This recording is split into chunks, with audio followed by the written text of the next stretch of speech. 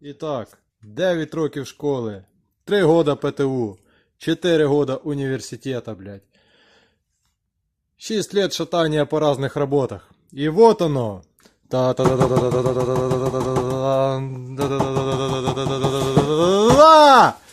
Відсосе Ілон Маск. Сучка. Блядь, курва, аккуратно.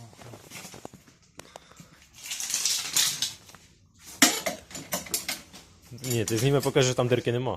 А. Ну да, дирки нема. Ну, одна є, але зараз їх буде дві.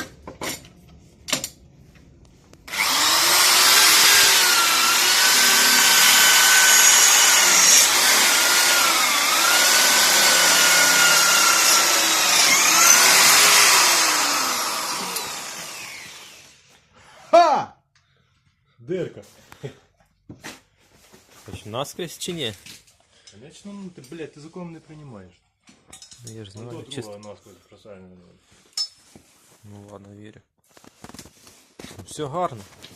Ну, покажи близька ця штука. Сука.